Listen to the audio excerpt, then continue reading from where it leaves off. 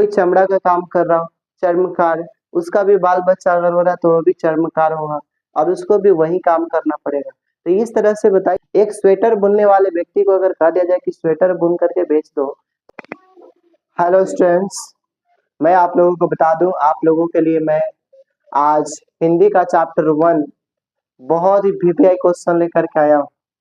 यह समझ लीजिए कि ये नहीं तो कुछ भी नहीं, और यह 100% क्वेश्चन आने वाली है। चैप्टर 1 जिसका नाम है श्रम विभाजन और जाति प्रथा, जिससे मैं प्रत्येक चैप्टर से कुछ ना कुछ इंपॉर्टेंट सब्जेक्टिव क्वेश्चन लेकर के आ रहा हूँ। वीडियो में आप लोग देख सकते हो और लाइव में तो आप लोग जुड़ करके ऑब्जेक्टिव टेस्ट दे ही रहे हो, तो बहुत ही खुशी की बात है। तो चलिए आज हम लोग पहला क्वेश्चन जानेंगे बुआ कि कौन ऐसा क्वेश्चन है फर्स्ट चैप्टर का जो श्रम विभाजन एवं जाति प्रथा का जो सबसे मोस्ट इम्पोर्टेंट क्वेश्चन है। तो आप लोग लगे रहें और इस वीडियो को देखें और आप समझें कि किस तरह का क्वेश्चन है और कैसे आने वाला है। तो आप क्वेश्चन देखोगे उसी समय आपको पता चल जाएगा कि ये जो है बिहार बोर्ड का फालतू क्वेश्चन है। तो चलिए हम लोग चलते हैं 2026 का लकीर तोड़ने। ये वर्मा जी का लकीर खींचा हुआ है, उसके बाद हम लोग तोड़ने का काम करेंगे। तो चलिए बनल रहा है, आगे बढ़ रहा है। तो चलिए ये जो आप देख रहे हो थोड़ा सा बनाया गया है जूनियर साइंस क्लासेस, ही हमारा कोचिंग के नाम हो, जो कि आप लोग जिस प्लेटफॉर्म पर देख रहे हो इसका नाम है जीएससी ऑनलाइन क्लासेस। तो आप जिस प्लेटफॉर्म पर देख रहे हो इसका नाम है जीएससी ऑनलाइन क्लासेस। यार था हम फ्रेश दिखाई देता नहीं, खूब साफ, क्या कि शाम की समय हो, हम वैसा ही हो गए होंगे। आप देख लो फर्स्ट क्वेश्चन क्या है, देख सकते हो सबसे इम्पोर्टेंट। और आप लोग को बुआ कहेंगे कि बाद में पहले समझ लो, उसके बाद जो है आप लोग इसको स्क्रीनशॉट ले लेना और उसके बाद जो हो अपने याद करते रहना। सबसे पहले दिया हुआ है बुआ श्रम विभाजन और जाति प्रथा। यह क्लास 10 बिहार बोर्ड का है जो 2026 में पूछने वाला है। 100% इसमें से कोई ना कोई क्वेश्चन आएगा जो मैं भी लगा करके लाया हूँ। तो आप लोग जो है जबरदस्त मेहनत करें और पढ़ते चले। तो चलिए हम लोग पहला क्वेश्चन जानते हैं बुआ। पहला क्वेश्चन आज का क्वेश्चन पर चलते हैं। लेखक किस विडंबना की बात करते हैं, विडंबना का स्वरूप क्या है? हम लोग जो पहला चैप्टर पढ़े थे उसमें लेखक बोले थे लेखक किस विडंबना की बात करते हैं भाई। चलिए उसका आंसर जानने का काम करेंगे। यह 2 मार्क्स में सबसे इम्पोर्टेंट क्वेश्चन आती है और प्रत्येक साल पूछा है कि लेखक किस विडंबना की बात करते हैं, विडंबना का स्वरूप क्या है। तो इसका आंसर होगा बुआ लेखक आधुनिक युग में भी जातिवाद की पुस्तकों की कमी नहीं है जिससे विडंबना कहते हैं। लेखक कह रहे हैं कि आधुनिक युग में आज के समय में भी जातिवाद की पुस्तकों की कोई कमी नहीं है, जातिवाद की पुस्तकों की कोई कमी नहीं है जिसे विडंबना कहते हैं। आज भी बहुत से ऐसे जगहों पर हुआ, ऐसे ऐसे जगह है जहाँ पे जाति भेदभाव सभी जगहों पर बहुत से व्याप किया जा रहा है और ये खत्म तभी हो सकता है जब तक सभी बच्चे जो हैं शिक्षित न हो जाते हैं। तो चलिए मैं आप लोगों को ऐसी बहुत से ऐसे कुप्रथाओं से आज रूबरू कराऊंगा, लास्ट तक आप लोग बने रहिए। तो दिया है बुआ देखिएगा, लेखक के अनुसार युग में जातिवाद के पुस्तकों की कमी नहीं जिसे विडंबना कहते हैं। विडंबना का स्वरूप यह है कि आधुनिक सभ्य समाज कार्य कुशलता के लिए श्रम विभाजन को आवश्यक मानता है। देखिएगा ये जो आज के समय में जो श्रम विभाजन जो है, जो जो आदमी जो जो काम कर रहा है उसके आधार पर अगर उसको जाति में घोषित कर दिया जाए तो वो आज के समय में जो है मान लो कि ठीक है, लेकिन उसी के अनुरूप अगर उसको उसके बाल बच्चा को अगर रख दे और कहे कि नहीं तुमको भी यही काम करनी है तो कितना खराब लगेगा बताइए, तो है कि नहीं। तो दिया हुआ है कि विडंबना का स्वरूप यह है कि आधुनिक सभ्य समाज कार्य कुशलता के लिए श्रम विभाजन को आवश्यक मानता है, क्योंकि जाति प्रथा भी श्रम विभाजन का ही दूसरा रूप है, इसलिए इसमें कोई बुराई नहीं है। इतना आपको याद करने की कोई जरूरत नहीं है, आप देख सकते हो। तो चलिए फिर से मैं इसको एक बार और आपको पढ़कर दिखा दूं कि लेखक आधुनिक युग में जातिवाद की पुस्तकों की कमी नहीं है जिसे विडंबना कहते हैं, श्रम विभाजन को आवश्यक मानता है, क्योंकि जाति प्रथा भी श्रम विभाजन का ही दूसरा रूप है। तो चलिए हम लोग नेक्स्ट क्वेश्चन पे चलते हैं। सेकेंड क्वेश्चन क्या है? सेकेंड क्वेश्चन भी आप लोग देखोगे बहुत ही वीवीआई क्वेश्चन है, क्योंकि ये क्वेश्चन बार बार करती है। तो चलिए हम लोग उस क्वेश्चन को जानने का प्रयास करेंगे कि ये क्वेश्चन कौन है। आप देख सकते हो कि आपके पास जो क्वेश्चन आ गया हुआ, और ये क्वेश्चन है हम लोग का पहला क्वेश्चन, जाति भारतीय समाज में, बहुत बढ़िया क्वेश्चन आप देख सकते हो, जाति भारतीय समाज में श्रम विभाजन का स्वाभाविक रूप क्यों नहीं कही जा सकती। बहुत बढ़िया क्वेश्चन है, आप देख सकते हो दिया है कि जाति भारतीय समाज में श्रम विभाजन का स्वाभाविक रूप नहीं कही जा सकती, क्यों? तो भारतीय समाज में जाति श्रम विभाजन का स्वाभाविक रूप नहीं कही जा सकती। श्रम के नाम पर श्रमिकों का विभाजन है। श्रमिकों के बच्चे को अनिच्छा से अपने बपौती काम करना पड़ता है, क्योंकि आपको मैं बता दूंगा कि जाति भारतीय समाज में श्रम विभाजन का स्वाभाविक रूप क्यों नहीं कहा जा सकता।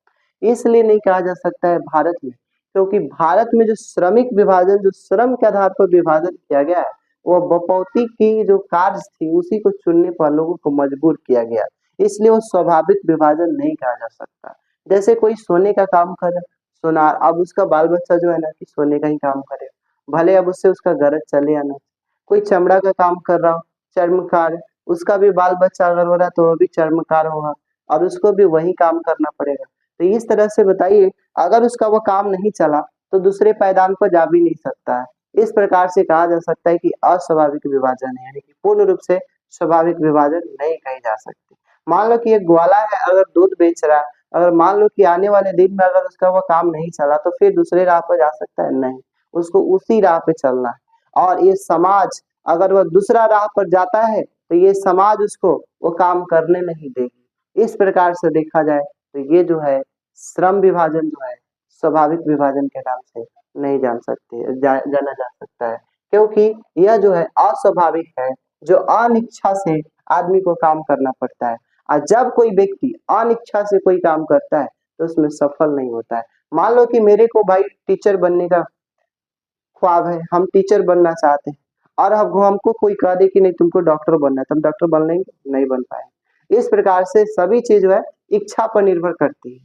देखो, कोई भी जाति से हो, कोई भी धर्म से हो, कोई भी समाज से हो, जो आधुनिक समाज के लिए स्वाभाविक रूप नहीं है। इस प्रकार से हम लोग का दूसरा क्वेश्चन है कि जाति भारतीय समाज में श्रम विभाजन का स्वाभाविक रूप क्यों नहीं कही जा सकती। तो इसका आंसर लिखेंगे कि भारतीय समाज में जाति श्रम विभाजन का स्वाभाविक रूप नहीं कही जा सकती। श्रम के नाम पर श्रमिकों का विभाजन, श्रमिकों के बच्चे को अनिच्छा से अपने बपौती काम करना पड़ता है, जो आधुनिक समाज के लिए स्वाभाविक रूप नहीं है। चलिए हम लोग नेक्स्ट क्वेश्चन पे चलते हैं। तीसरा नंबर क्वेश्चन बहुत बढ़िया क्वेश्चन है, वो तीसरा नंबर जो आप देख सकते हो। तीसरा नंबर क्वेश्चन है कि जाति भारत में बेरोजगारी का एक प्रमुख और प्रत्यक्ष कारण कैसे बनी हुई। बहुत इंपॉर्टेंट क्वेश्चन है, बहुत ही भी आई क्वेश्चन है वो।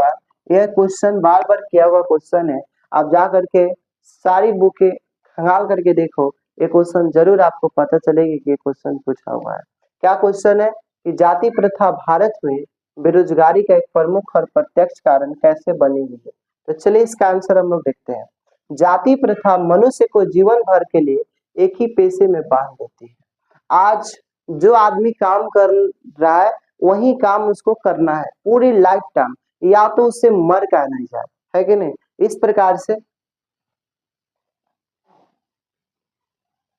प्रकार से जो है हम कहें कि ये जो जाति प्रथा जो है एक पेशे में बांध देती है, भले ही पेशा अनुपयुक्त या अपर्याप्त होने के कारण वह भूखे मर जाए। मैंने जो बोला आपको जो है देखिए इसमें लिखा हुआ है। आधुनिक युग में उद्योग धंधों की प्रक्रिया तथा तकनीक में निरंतर विकास और अकस्मात परिवर्तन होने के कारण मनुष्य को पेशा बदलने की आवश्यकता पड़ सकती है। जैसे मैं आपको बता दूं कि एक समय था कि लोग कुटीर उद्योग में अपना समय बर्बाद किए, चाहे समय लगाए, उससे अपना कमाए, है ना। आज जो है कुटीर उद्योग में ज्यादा से ज्यादा जो है विश्वास अगर आप करते हो, और आज दुनिया कहाँ से कहाँ चली गई है। एक स्वेटर बुनने वाले व्यक्ति को अगर कह दिया जाए कि स्वेटर बुन करके बेच दो, तो वो अगर स्वेटर अगर बुन करके बेचता है तो उसको लगभग 1 दिन से 2 दिन अगर स्वेटर बुनने में लगेगा तो उसका दिहाड़ी आप समझ सकते हो। जो कि आज उद्योग में ऐसी-ऐसी जो है उपनिवेशीकरण हो गई, जिसके कारण जो है आज इतना बड़े-बड़े फैक्ट्रियाँ लगी हुई है, जिसमें एक दिन में 10-10 हज़ार जो है कपड़े बन सकते हैं। तो उसका कीमत कम होगा और आपका कीमत ज़्यादा हो जाएगा, तो क्या आपकी वस्तुएँ बिक्री होगी? नहीं होगी। इस प्रकार से आपको पेशा बदलने पड़ेंगे। आपको ये काम छोड़कर दूसरा काम करना पड़ेगा, लेकिन ये जो जाति प्रथा है, जो श्रम विभाजन है, आपको पेशा चुनने की अनुमति नहीं देती।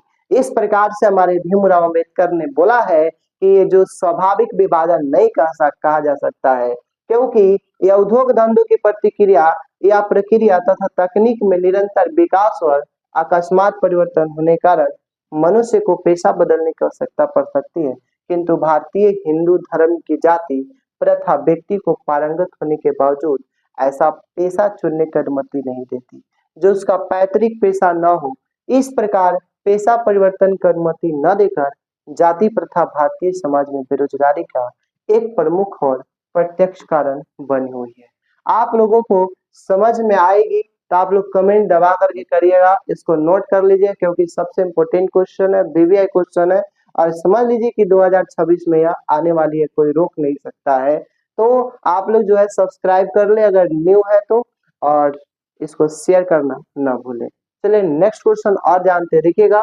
प्रत्येक दिन हम लोग एक-एक चैप्टर के लिए जानेंगे।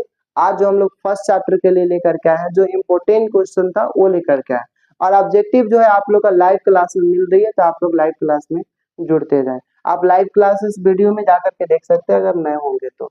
चलिए नेक्स्ट क्वेश्चन है बुआ चौथा। लेखक आज के उद्योगों में गरीबी और उत्पीड़न से भी बड़ी समस्या किसे मानते हैं? बहुत बढ़िया क्वेश्चन है बुआ। और क्यों? बहुत बढ़िया क्वेश्चन आप देख सकते हो कि लेखक आज के उद्योगों में गरीबी और उत्पीड़न से भी बड़ी समस्या किसे मानते हैं? मान लो कि उद्योग बहुत बढ़ रहा है, गरीबी छा रही है, तो गरीब से भी बदतर किसे माने हैं लेखक साहब?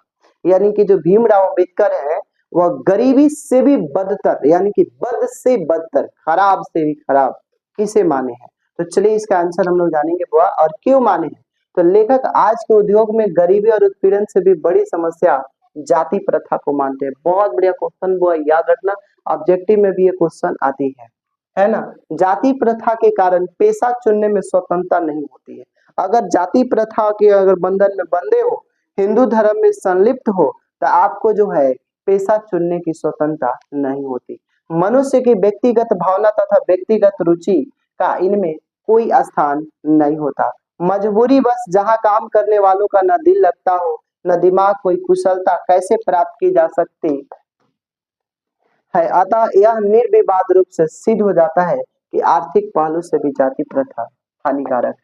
मान लो कि अगर कोई केस काटने वाले नाई और वे बैठे हुए कस्टमर को जो रहे हैं कि भाई कस्टमर मेरे पास आएगा तो मैं उसका केस काटूंगा, मेरा घर चले। अगर वहां पे अब लोग नहीं जा पाए क्योंकि अब तो मशीन आ गया, अपने से लोग काट सकता है कि नहीं। तो जब काट ले तो लोग नहीं जाएगा तो फिर उसको पेशा बदलने की अनुमति भी तो नहीं, तो फिर उसका पेट भरेगा कैसे। इस प्रकार से हमारे धर्म में, हमारे जाति में, हमारे यहाँ जो आडंबर फैलाई गई है, ये एक प्रकार से पेशा चुनने की अनुमति नहीं देती। जो एक तरह से देखा जाए तो आज के समय में यह गरीबी से भी ज्यादा भारी समस्या माना जा सकता है। और यहाँ पे लेखक भी ये सिद्ध करने का प्रयास किए हैं कि आज के समय में जो हमारे पास जाति भेदभाव धर्म जो फैलाई गई है, जो ये सभी बातें कि आप जिस कार्य को कर रहे हैं उसी कार्य को आपके बाल बच्चे करेंगे, वह हमारे लिए बहुत ही निंदनीय है। चलो इस पे मैं एक एग्जांपल देता हूँ, आप लोग समझना बुआ।